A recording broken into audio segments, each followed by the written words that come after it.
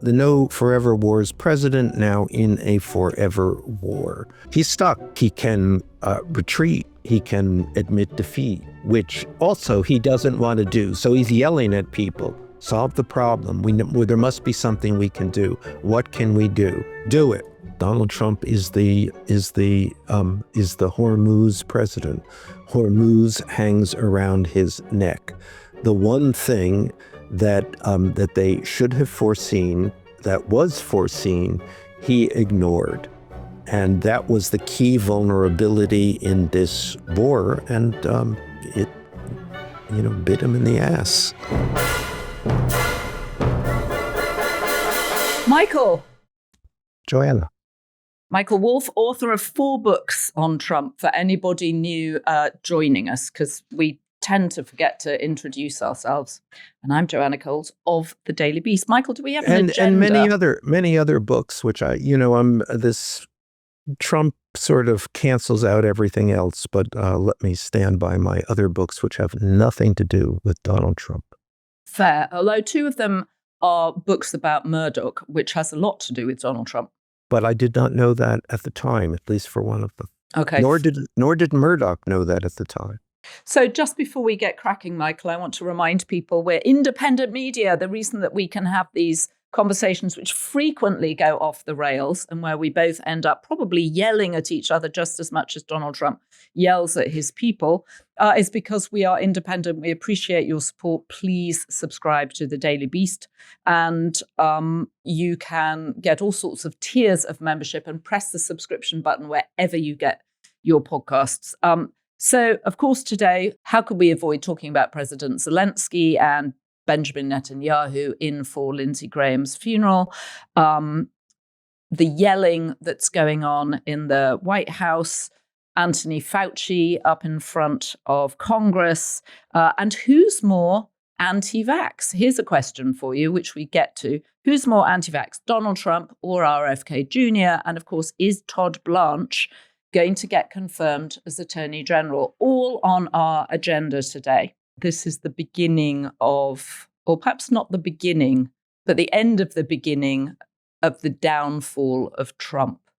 I think it's 96 days to go until the midterms. Well, yeah, I mean, I think, and this is part of, I've been trying to track this in a Substack column that I'm writing called Downfall, which echoes back, shall I say, to a very, very good book about the last days of Adolf Hitler. Mm-hmm. But and a very good film.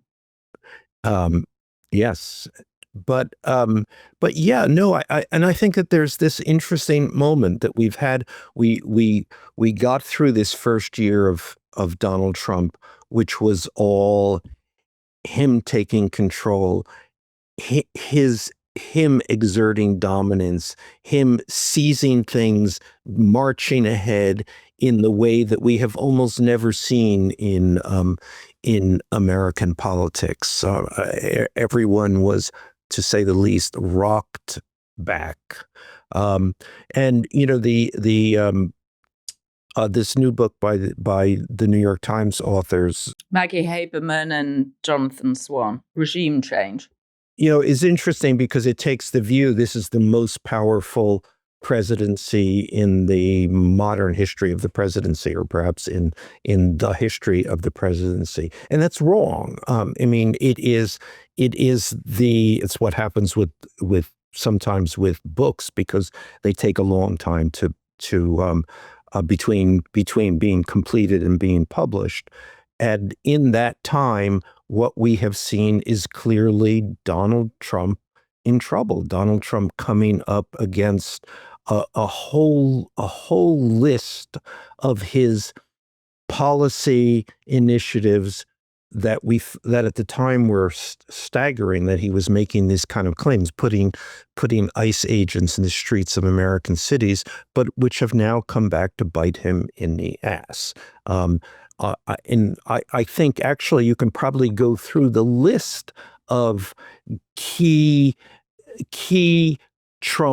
second Trump administration policy initiatives and find that they all have backfired on him. Well, there were two human reminders of this at Lindsey Graham's funeral on Tuesday. President Zelensky and Bibi Netanyahu, who could not exemplify more two colossal, catastrophic mistakes that Trump has made, one backing Russia in the Ukraine-Russia war, and the other, of course, taking Netanyahu's advice to bomb Iran. Yeah, and I think that just summarizes the two most glaring instances of Trump's incompetence in managing foreign policy. And this shouldn't be a surprise. I mean, what the man had hardly ever been abroad before he became the president, had shown no interest at all, has no background at all, and then went on to fire almost everybody who knew anything about foreign policy. And it has been all utterly instinctual. Actually, we had a discussion last week about his the pillar of Trump's really intellectual view of the world is a man by the name of Lou Dobbs. That's right, the former CNN financial and then Fox financial correspondent who led him down the tariff lane. Another rank dummy. I mean, a guy who only was whatever he thought was led by ratings, which is television ratings, and what Trump believes is also, of course, led by television ratings. But the result of that is, of course, he came in pronouncing he was going to solve the Ukraine problem overnight. Well, he did not. But more importantly, his view of the Russian-Ukraine situation was that Russia would certainly, absolutely win. Remember, he said to Zelensky in the Oval Office, "You hold no cards." Well, it turns out very clearly Zelensky held all of the important cards. And now the situation is Russia at a continual disadvantage, an increasing disadvantage, and Ukraine at it was kind of shocking to everyone, at a continual march forward. And not only that, but Ukraine has become the pivotal piece in understanding the whole new nature of modern warfare. Mm-hmm. So Trump could not have gotten this more wrong. He just it's beyond just an analytic mistake. It's just dopiness. If you've been sitting on a business idea, Shopify makes it easy to make it happen. Everything you need to start selling is included and ready from day one, including the moment your first customer is ready to pay. Shopify Checkout helps more of them finish their purchase, and when they come back, their details are already saved. One tap and they're done. Because Shopify handles the setup and checkout, you have more time to focus on growing your business, and Shopify gives you the tools to do it.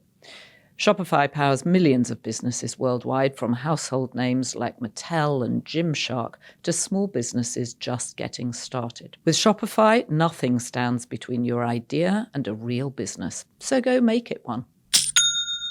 Start your free trial at shopify.com/dailybeast. That's shopify.com/dailybeast. Once again, go to shopify.com/dailybeast. Well, and you think back to that terrible meeting in the White House where J.D. Vance leans across the sofa and sort of pins Zelensky to the chair with a sort of verbal assault on "say thank you, you haven't said thank you." And of course, now the Americans are going to the Ukrainians asking for help understanding, as you say, the new frontier of warfare, which is drones. And And then we move on to obviously Bibi Netanyahu, and again, Trump's point of departure is I am the best friend Israel has ever had, and as the corollary to that is that Israel is the best friend I have ever had, and together we represent a pillar of foreign policy and a pillar of electoral policy within the Republican Party. Well, all that has fallen apart. Bibi Netanyahu is the chief reason we have gone to war in Iran, in a war that was supposed to last 3 or 4 weeks and is now in its 6th month. And also in that time, what we have seen is that the support for Israel has crumbled across, almost in a bipartisan fashion.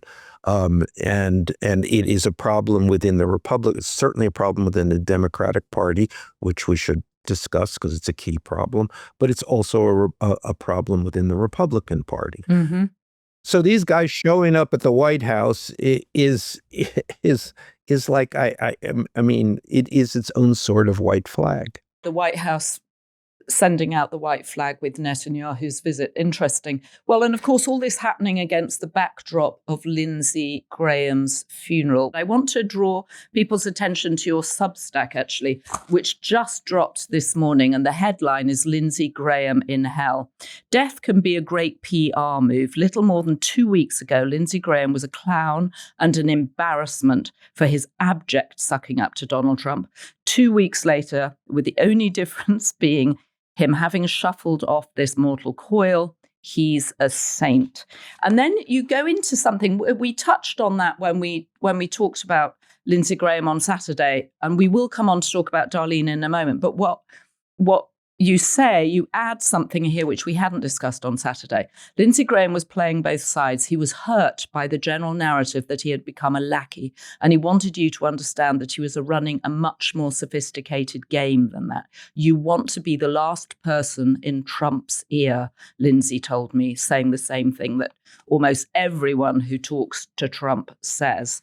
But of course, that idea that he was the guy that also, along with Bibi Netanyahu, had really encouraged Trump to bomb the hell out of Iran.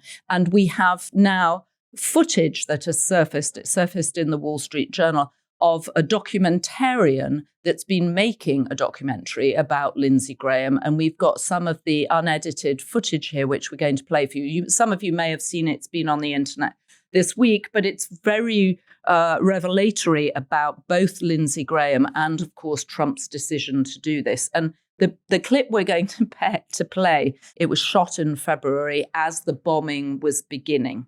I talked to Trump this morning. Oh, he's jacked. It's the best thing I've ever done. He loves blowing stuff up.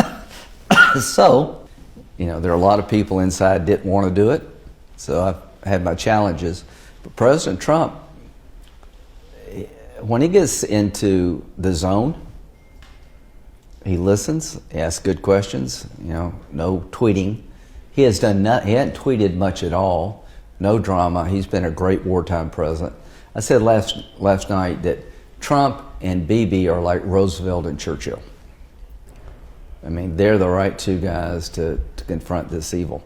They're like Roosevelt and Churchill. Trump's a great wartime president. I mean, it's too bad that he died and didn't get to face this documentary, which I hope is being put together as fast as possible by Alex Holder, the director. Mr. Holder, get on with it. But could you have a worse hostage to fortune?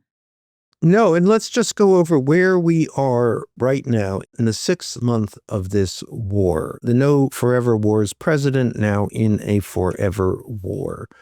And he has been told quite explicitly, and I think that there was a recent, maybe an NBC News report about this, that with Trump with Trump yelling, essentially to aides, do something, solve this problem. What do we do here? We need to do something. It's your fault. Because he has been told over and over again, because there's nothing really left to tell him, that we have exhausted all military solutions. We are running out of missiles. And we will run out of missiles if we keep up the pace. Plus, that there is effectively nothing left to bomb. So we have done everything an air campaign can do. That there is nowhere to go. There is nothing more we can do except to invade, to put troops on the ground, which is a non-starter of a strategy for Trump. That would finish him off. So therefore, we have done everything we can to wage a war against the Iranians, and it hasn't. There's nowhere else to go, and the Iranians have not only not been defeated, but they actually continue to be a robust enemy. He's stuck. Enemy. He's stuck. He's stuck. He can't do anything. This is. I mean, he can retreat. He can admit defeat, which also he doesn't want to do. So he's yelling at people, solve the problem. There must be something we can do. What can we do? Do it. But if he retreats, and even if he claims victory and says it's all marvelous, the Iranians still control now the Strait of Hormuz, something they didn't even think they would be able to do. Yeah, it is the war of Hormuz. Donald Trump is the Hormuz president. Hormuz hangs around his neck. The one thing that they should have foreseen, that was foreseen, he ignored. And that was the key vulnerability in this war, and it bit him in the ass. Well, I'm sure it's also going to bite Darlene Graham in the ass. On Tuesday, you said we were noting Trump's support for Darlene, who, of course, was Lindsey Graham's much younger sister. He adopted her after their parents died.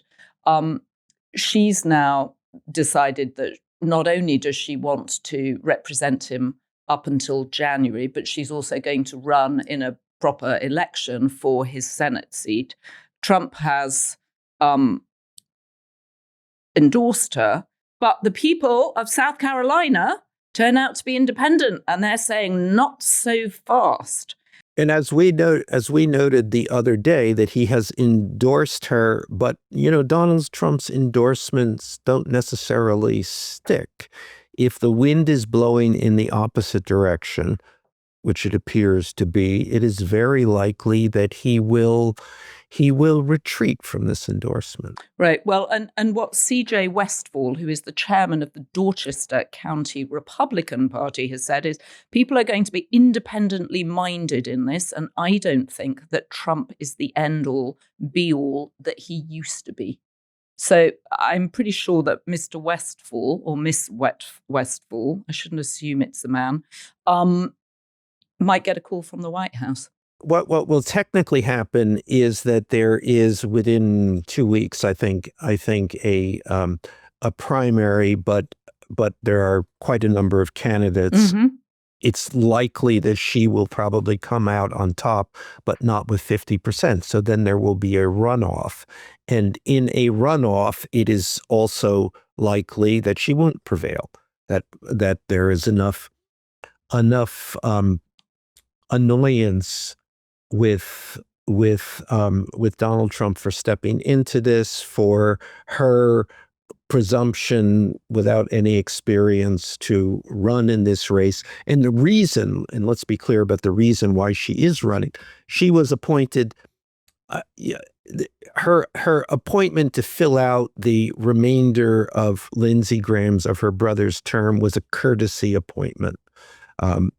it happens before. There's no real logic to why it should happen, except a courtesy. It's usually a wife. Lindsey Graham, who was gay, doesn't have a wife, or a husband, or he was actually in the closet. So it was his sister who got the courtesy nod, and then it was Donald Trump who convinced her she should run.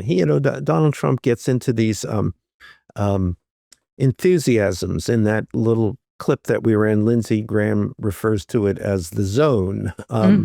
And I think he suddenly saw this as a great story. She would be his candidate. She would be his. He would run her like he ran Lindsey Graham, and this would be a feel-good story. And then the people of South Carolina, the Republicans of South Carolina, said, "Hey, what the fuck? What about us?" And that's what we will see playing out in the South Carolina Republican primary. Right. Donald Trump will be handed his something, his head. I don't know. Well, and we shouldn't forget that he did an endorsement for the primaries for the Republicans for governor. And when it became clear that his candidate, Pam Yvette, who was the lieutenant governor, or lieutenant governor, as you guys say, clearly wasn't going to win, he then co-endorsed her opponent, the Attorney General, Alan Wilson. So he's just floating around looking for winners. And as you said on Tuesday, for now, he supports Darlene Graham. But the minute it looks like Darlene Graham may not win, and there are, I think, 13 candidates, as we're recording this, who are up against her, including the former governor, Mark Sanford, who was a popular governor, running. Trump may well either co-endorse or just forget all about it. We called the White House to see if he was planning to go down and campaign in South Carolina for Darlene Graham, and we got no response, which I suspect means he might rush down there at the last minute when he's figured out who's going to likely win. But nonetheless, so lots of attention, obviously, at the funeral. Did you watch any of the funeral? I did. What did you think of Sean Hannity's? I felt like we should start giving out weekly awards for the biggest suck-uppery of the week. And Sean Hannity saying that he thought Lindsey Graham would be at a Mar-a-Lago in the sky, was about as good as it gets in terms of suck-uppery. He couldn't have been more slavish. And that was a double suck-uppery because Rupert Murdoch, who is Sean Hannity's boss, was actually a Lindsey Graham fan, not a Donald Trump fan, but a Lindsey Graham fan, because that's an old, essentially, Lindsey was the last of the neocons, and actually Murdoch is among the last of the neocons. Very much among the last. How old? I mean, and of course he's outlasted Lindsey Graham by 24 years. By 24 years, that's how much older Rupert Murdoch was, right? Lindsey Graham was 71. Isn't Murdoch 95? Yes, no, I was just trying to think. I was thinking, oh my God, Lindsey Graham died 24 years ago. And somehow, but yes, I get your meaning. You get my point. Well, actually, we should just say, even though Sean Hannity was doing his best to lick the entire of Donald Trump as if he were an ice cream cone, Trump kept drifting off to sleep in it. And when he was doing his own eulogy for Lindsey Graham, he clearly kept forgetting whose funeral he was at, because he kept saying, that person, and pointing at the coffin as if he couldn't quite orient himself. He was drifting in and out of sleep. You could see at one point Marco Rubio looking really concerned as Trump was sort of nodding. Then he jerked himself awake, as one does a little bit on a plane. You know that thing when you go to sleep on a plane and you're in a kind of a sort of middle row and your head begins to drift and then you suddenly jerk up. He was doing a lot of that. But he also couldn't remember clearly who Lindsey Graham was at a certain point. And then there was the perfect tap on the coffin as he walked past. There was also another moment which I think reflected on this moment with Bibi and Zelensky in the White House, in which Trump pointed out that there had never been a war that Lindsey Graham didn't like, and I think that he must have a little kind of, God, this another guy who got me into this mess. So another guy who's in a mess, Anthony Fauci. Before we get, let's just spend a second on Sean Hannity, because I never like to let him off the hook. Because if Lindsey Graham was among the chief sucking up pillars to the Trump administration, Sean Hannity has got to be the chief. I mean, and this has gone on for 2 administrations. And a really interesting historical note that a broadcaster, theoretically a news broadcaster, is himself one of the most important advisors to the President of the United States. Donald Trump listens. One of the few people he actually genuinely listens to is Sean Hannity. Why does he listen to Sean Hannity? But Sean Hannity gets ratings. Mm-hmm. Can you, for people who haven't read your book, The Fall, it starts with the funeral of Roger Ailes, and I am going to get you to just recount going down to the funeral on Sean Hannity's plane. It's interesting how you've conflated several deaths here. The fall starts with an obituary. I wrote a theoretical obituary of Rupert Murdoch, who is of course not yet dead, but ought to be. And but then also that there is the funeral of Roger Ailes, and which I attended in 2017. It was in Palm Beach, and I flew down to this funeral on Sean Hannity's plane with Sean Hannity and a handful of other people from Fox News, including Kimberly Guilfoyle, who my wife, who was with me, pointed out was not wearing underpants for the funeral. How do we know that she wasn't wearing? Was it a basic instinct moment, or was it? It was for my, yes, for my wife's from where my wife sat, a basic instinct moment. Yes. Wow. And remember Kimberly Guilfoyle? They sent her off to. Well, they sent her off to Greece, so we don't hear much about her. But remember those shrieks, her shrieking at the 2024 convention. The RNC, the best is yet to come, she was saying.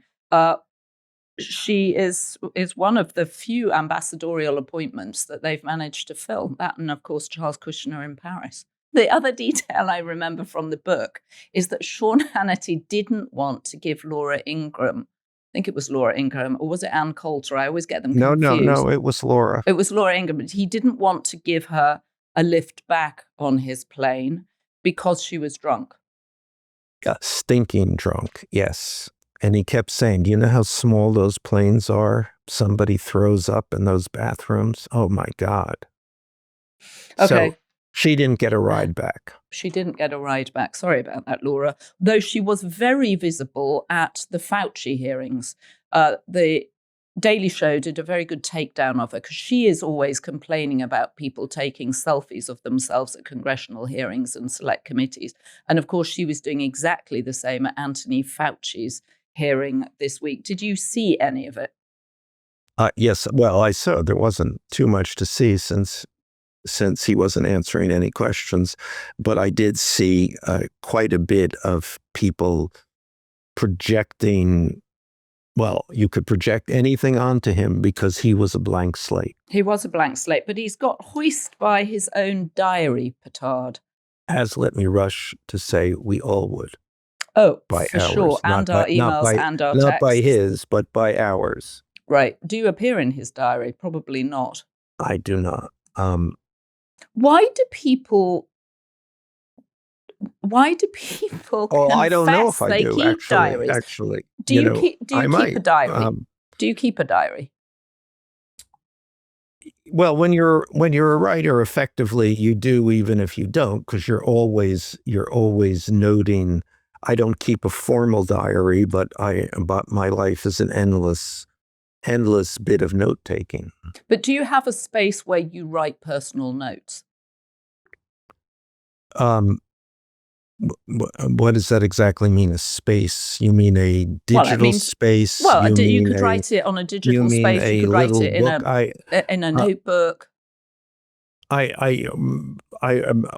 Every space that I have has a note that I have written to remember something, which I will, in all likelihood, forget anyway. But I was reminded from this book, From Mistakes to Meaning, there is a very,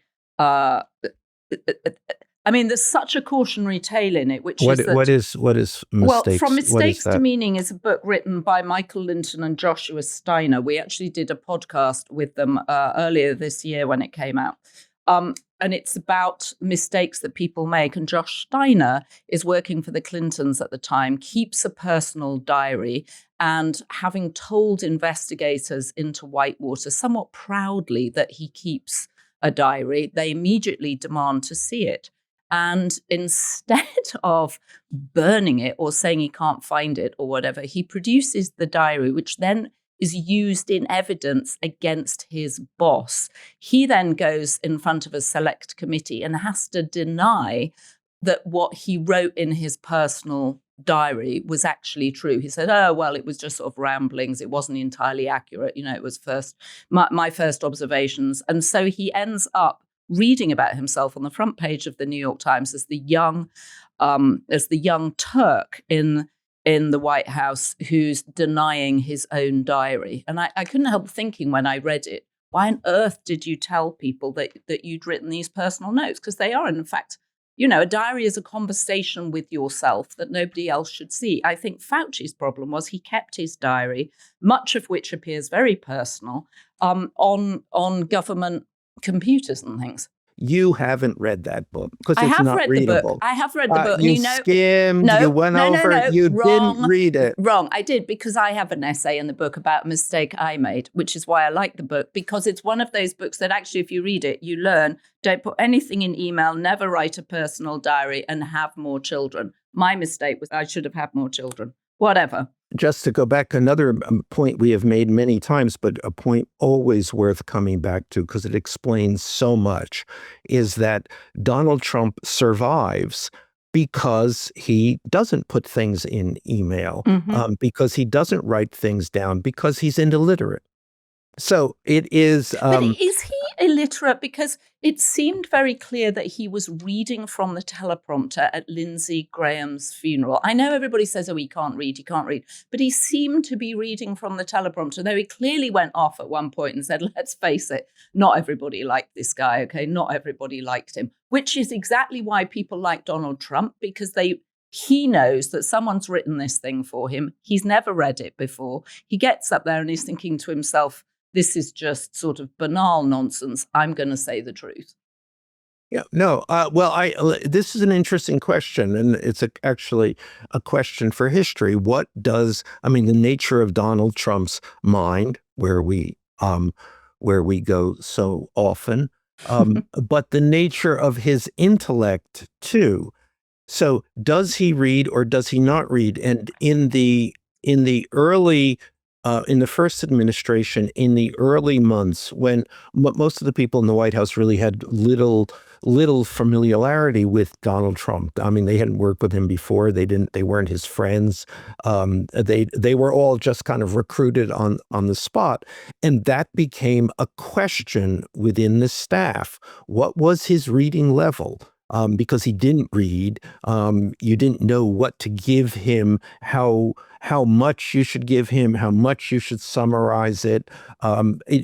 Nobody knew. And then the question was, maybe he doesn't know how to read, or maybe he is semi-literate. I mean, this was a significant question in how staff was to deal with Donald Trump. And there, I think that the answer is yeah, well, he can read. He didn't like to read.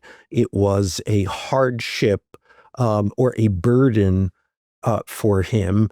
And he would reliably, when he had text in front of him as a speaking aid, he would depart from that because he would grow bored with reading, or it would be too taxing. And the conclusion ultimately was you certainly could not trust his ability. You could not trust his level of reading comprehension.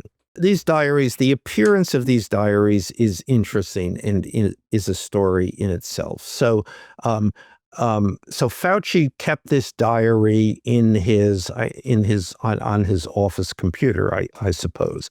In his office computer was a government computer, was part of the was an HHS computer, and it came to reside in its system. So among the lessons here is don't use computers that are tied to your own office. I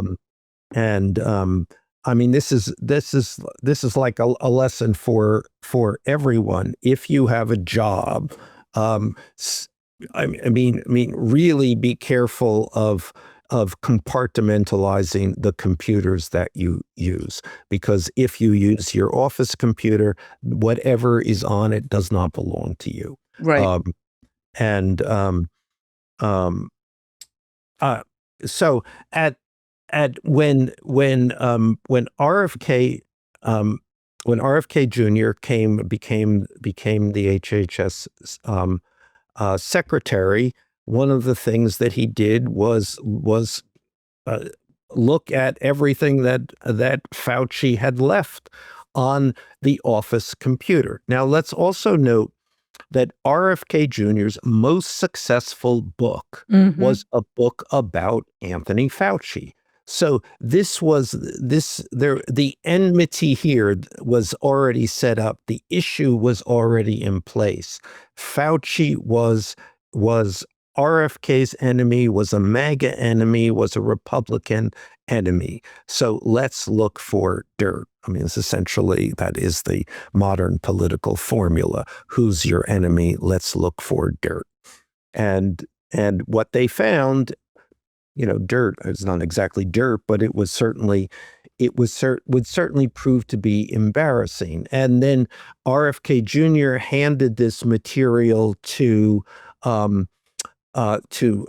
Senator Paul, who had made Fauci one of his bête noires. Well, and RFK Jr., whose own diaries had been exposed and were recently they were exposed by a friend of his wife's as they were getting a divorce, late wife, and are the subject of a biography about him that came out earlier this year, including his sex diary and the various conquests he had with the names and a numerical scale of how far he'd gotten with them. Yeah, so his diary was should have been much more explosive. It actually was not particularly explosive and is much more concerning, I would say, than Anthony Fauci's diary. Yeah, and Anthony Fauci's diary, it's him sort of both impressed by the fact that he's now mixing with the A-list and also finding it unnerving. He says that there's one bit, I went to a book party last night for Jonathan Karl being the political correspondent at ABC, for Jonathan Karl's new book about Trump at Cafe Milano.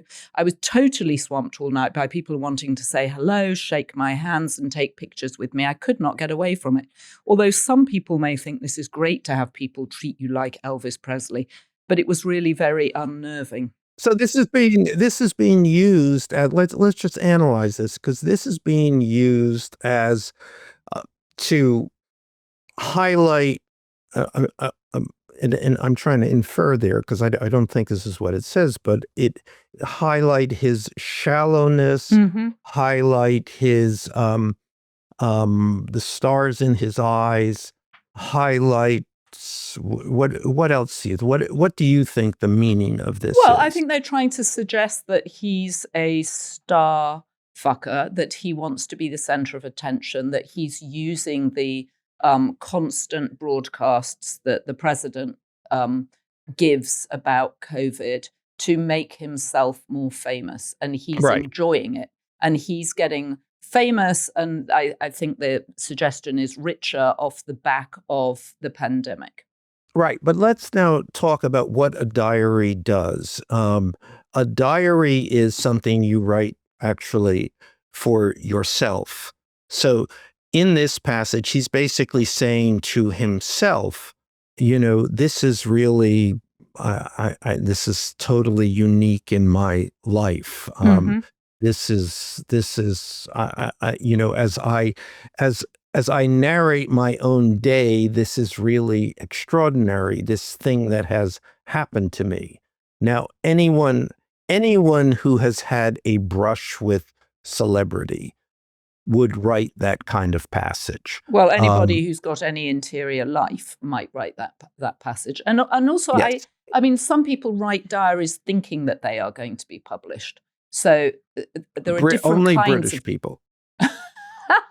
That's absolutely true. That's Really? a completely true statement, because it's a form it's a British literary form, the diaries, and people write these diaries. And I know many Brits who have over many years written these diaries as something that they will leave to their families so that their families can then make money on them after they die. And Well, and it's a certainly perfectly politicians do, but politicians do that here too. I mean, presidents here do that.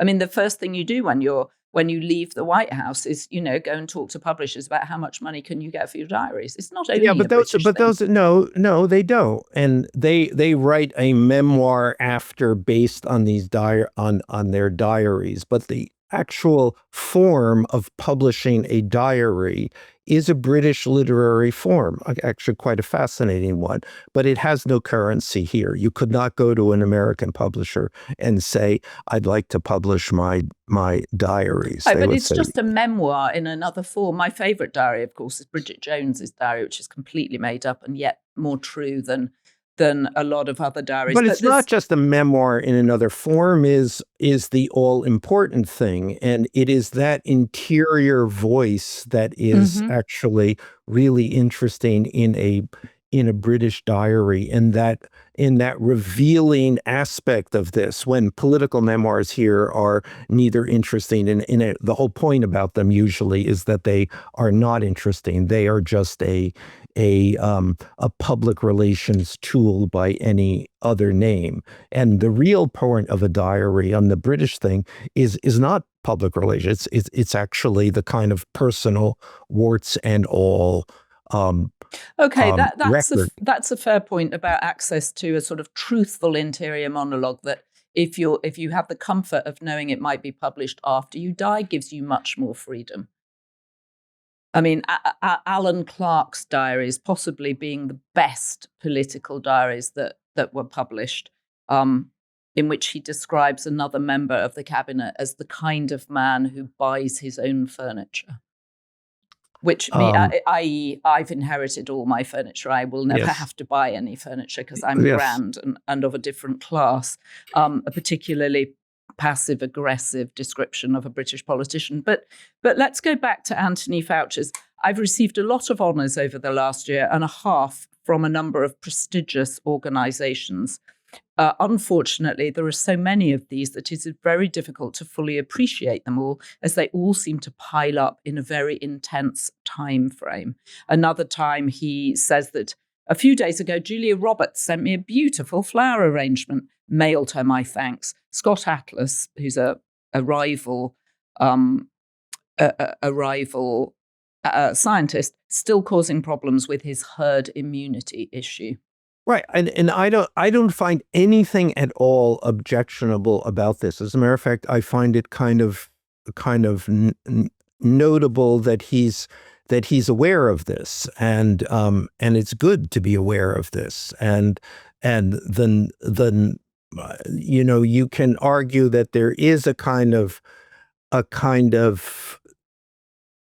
he understands that this celebrity moment is a freak moment for him, and also against the background of seeing this as here a guy who has labored in anonymity, bureaucratic anonymity, classic bureaucratic anonymity, and then by this freak circumstances, a worldwide pandemic, he becomes a significant, if not the main voice of it for several years. Well, the other thing that's so interesting is how celebrities obviously get hold of his number and start calling him for personal medical attention and advice. Fascinating. Totally right. So we've got one yes. here. Had a great call with Barbara Streisand. I accidentally butt-called her later in the evening, and she said she was going to call me soon anyway because she wanted to know if there was any difference between the Moderna and the Pfizer vaccine. I told her none. And then a later entry, Barbara called me on my cell phone today and asked me questions about her booster shot. Another entry reads, it's always good to hear from her, which is just, celebrities get themselves to the top of the pack. But the other people who get themselves to the top of the pack, exposing a level of hypocrisy which is breathtaking, are Stephen and Katie Miller. Katie Miller is pregnant during the pandemic and is constantly calling or texting Anthony Fauci for advice. She now says, he wrote the diary because he knew it was going to be published, and I was sort of enticing him to expose the kind of man he was. I mean, she is truly a rank phony in the. I mean, the rankest of let's phonies. spend some more. Yes, let's spend some more time on her. She is really chilling in so many respects.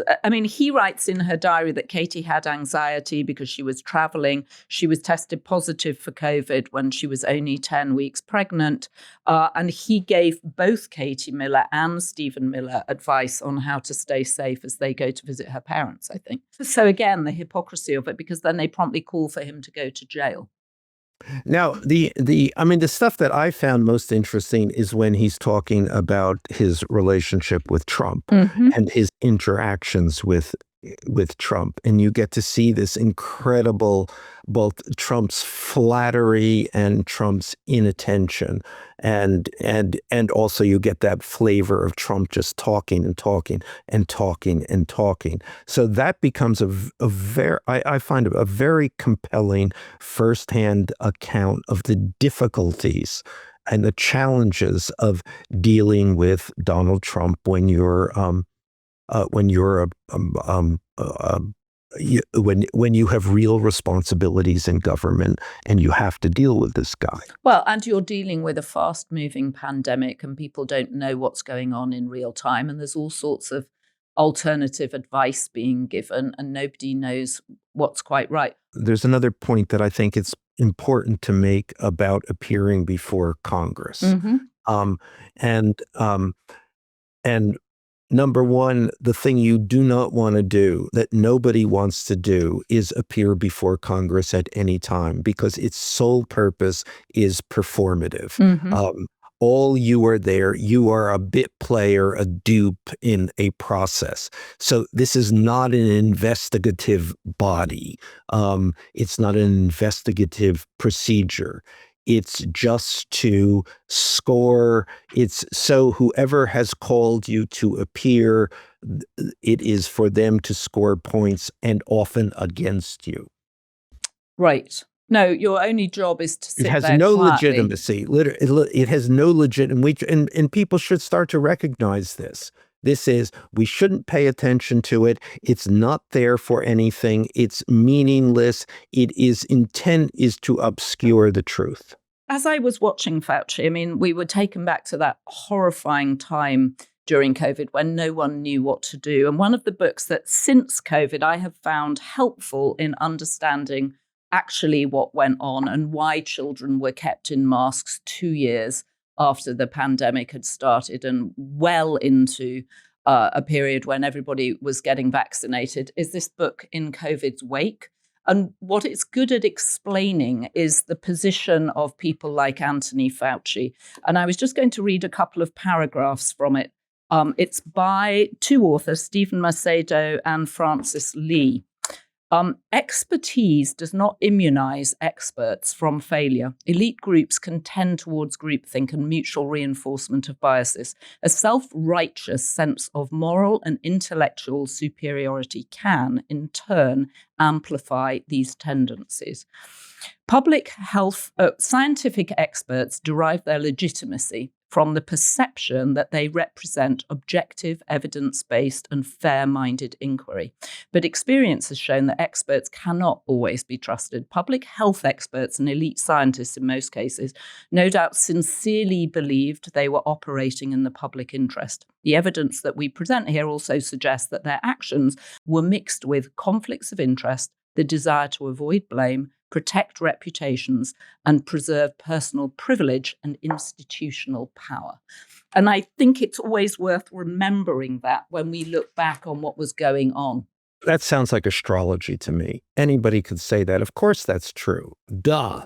Obviously, experts are often wrong. Obviously, but people so are. few, Michael, we've rarely seen times when experts spoke so confidently about things they often didn't know. Experts often speak confidently. They often speak confidently because yes, because they're experts. Yes, because they've promoted, but often because the conventional wisdom rules at a particular point in time, and that's what people adopt. In this situation, in the COVID situation, a wholly unique moment. Nobody knew how to respond to this. There was no model. There was no path through this except enormous amount of alarm and worry. And so people obviously overcompensating.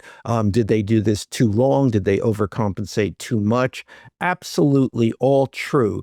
But the idea that there was any other way that this could have happened, since it almost in every country, nobody found that way, is well, a kind actually, of. Sweden found the way. There was all sorts of evidence to suggest. We don't have to relitigate COVID here, but what the book points to is how you end up in circumstances where children wear masks from the age of 2 in schools after vaccines have been operating in the country for over a year. Yeah, And no, when no. we look I back mean, on it, the closing down that's of the economy, obviously true. But the paragraph I haven't read this book. I just the paragraph that you read, and speaking as a writer, I know the mistake of writing in those kinds of generalities.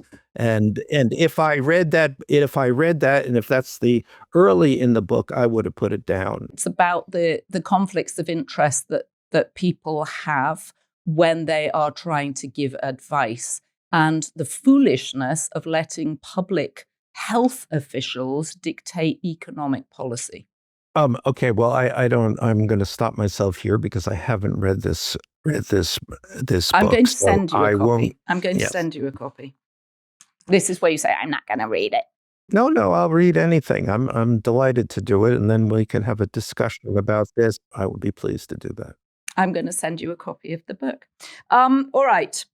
Donald Trump and RFK, who is the most anti-vaccine between the two of them? This is confounding because, I mean, I've been following this closely, and I hear within the White House, there's a lot of discussion has been since the campaign about RFK Jr., with the conclusion among everybody, or I don't speak to everybody, but I speak to, a number of people. There's certainly the people that I speak to, that RFK Jr., he's just a nutcase. I mean, everyone It's obvious. agrees that there is something wrong there, and they roll their eyes and they accept that they're saddled with RFK Jr., but there's nobody maintains that he is a person who you might turn to for advice and counsel and reasonable policy decisions. Well, in fact, you would turn away from him. Exactly. So, and one of the things that they have within the White House, it's a worry, is the anti-vax position, because the anti-vax position is wildly unpopular in the United States of America. Popular among a very, very small group of MAGA, MAHA, whatever partisans or that core. So they have tried in every way to send the message to RFK Jr., cool it. But suddenly you have Donald Trump calling RFK Jr. on the carpet for not going fast enough with his anti-vax program. So what's that about? Because I thought earlier in the year you had said that you thought RFK was being pulled back, he was being diminished in the public space, that he might be fired because this position, especially the anti-vax position, was not playing well with the base. So what is Trump doing here? I mean, we know that Susie Wiles has tried to close down RFK Jr. Very much. Susie Wiles has been incredibly mature, I think might be the word, about the anti-vax context, which is to say, yes, the base wants it, but the larger country does not. This is going to be electoral poison, and they really have to carefully balance that. Now, here's Trump coming along, and this happens, of course, all of the time, which is professional people making mature evaluations, analyses of a situation, and then Trump blundering in and reversing it and not understanding it and making a mess, which it feels to me like this is one of those instances. And also Trump's perception, quite likely, of his own weakness in the MAGA base. So that's what this says to me. He has a sense that he's in trouble with his base. Now, let me say that in the context. Well, he's probably in trouble with his base because all their children are getting measles. That Trump is, well, not for that reason though, so I just wanted the context. You never know why Trump is doing things because he often acts without any logic whatsoever. But if you are trying to divine some logic here, it would be that that there's a lot of weakness in the base over the war, over the fact that he has competition, whether it's Tucker Carlson or other MAGA heads and conspiracy theories.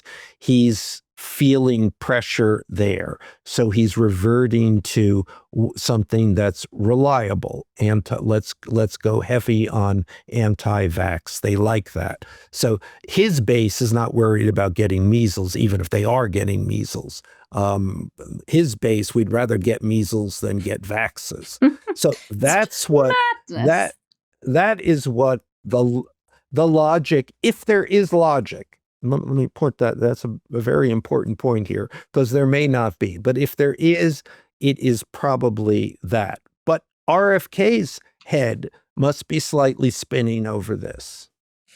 Well, I think RFK is used to having his head spin from whatever substances. The brain worm, from eating raccoon penis, from his various dalliances with heroin and the snorting of cocaine off a toilet seat. I think he's used to head spinning, so he's probably feeling very comfortable indeed. Todd Blanche, Michael.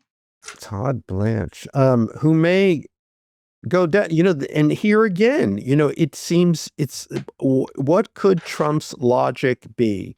So there are two things which seem to be presenting Todd Blanche with some maybe insurmountable problems, which is that that he has told Congress that the slush fund the settlement that Donald Trump made with the IRS, so the settlement Donald Trump made with himself to provide an enormous amount of money to compensate people who Donald Trump feels have been wronged by essentially the Biden administration. Todd Blanche has agreed that that this is unpopular and they will not go forward with this. They will dispense with this, but he will put it in writing. Mm-hmm. And the other part of this is Trump's immunity from IRS rulings, and so clearly Donald Trump has said, no way. I mean, I'd rather you not be confirmed than me having to give up my IRS immunity. What's more, although Todd Blanche has said that they will not, this idea of this compensation fund for Biden victims, that pay no attention to that. We're not going to go forward with that. And yet they are going for it. They found money from another source of money within the government to compensate these victims. Again, a clear Donald Trump mandate. So Donald Trump is willing to do exactly the kinds of things that are going to stand in the way of Todd Blanche getting confirmed. Now, even if he's not confirmed, he will continue as the acting attorney general. So Donald Trump may feel, well, what's the difference? I get what I want, plus he'll still be in the job anyway. And the only thing that's being lost here is Todd Blanche being able to say on his resume that he was the attorney general. So what the hell? What I thought was interesting was that the two holdout senators, both of whom are leaving, Tom Tillis from North Carolina and John Cornyn from Texas, obviously knew that asking for this reassurance in paper was going to be the thing that would sink Todd Blanche. They knew that he wasn't going to be able to get that, and that they did not think his word was good enough. Yeah, indeed. And again, Donald Trump has not helped him over this hump. Well, and yet another sign of Donald Trump on his way down, that he can't get this through and he can't get his Save America Act through. Downfall. The downfall of Donald Trump. We're chronicling it here 3 times a week, where we go inside his head. Michael, we've got some poems. First one is from Paul Watson. Trump fears the call of the Reaper as much as a Hezbollah beeper. He can't trade snake oil for his mortal coil. The devil knows he's got a keeper. Quite liked that one. Thank you, Paul. One from Dave Hildebrandt. Donald Trump was an arrogant man who couldn't adhere to a plan. He waddled about until he found out. In his death, history named him a scam. And then we've got one more from Edits. There once was a Don in despondence, with trials and tribulations in preponderance. A late uncle he hath, who taught the Unabomber math, so in tribute he bombed at the correspondence. That's a bit of a stretch there, Edits. But I really liked the way you brought in a late uncle he hath, who taught the Unabomber math. Except, of course, we know his uncle didn't teach the Unabomber. It was just one of Donald Trump's crazy stories to make himself more interesting, because he doesn't think he's interesting enough.